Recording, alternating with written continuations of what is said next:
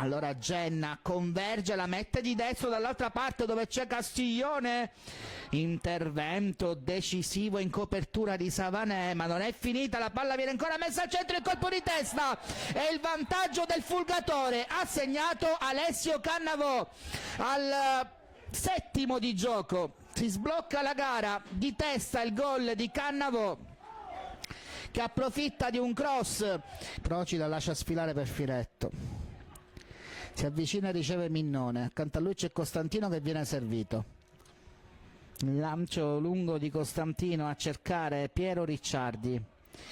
Mazzotta, tiro cross, la testa doppia e poi il gol di Alessandro Pirrotta.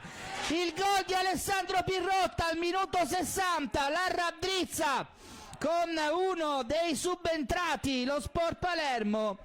Una sponda, di nuovo dopo il successo di Mazzara per 4-2 vuole continuare la striscia positiva senza sconfitte dall'inizio stagione. La testa e il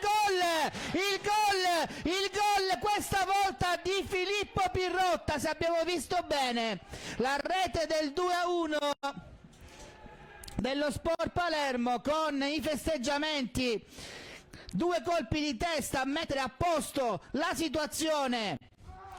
Il gol che è stato segnato sul primo palo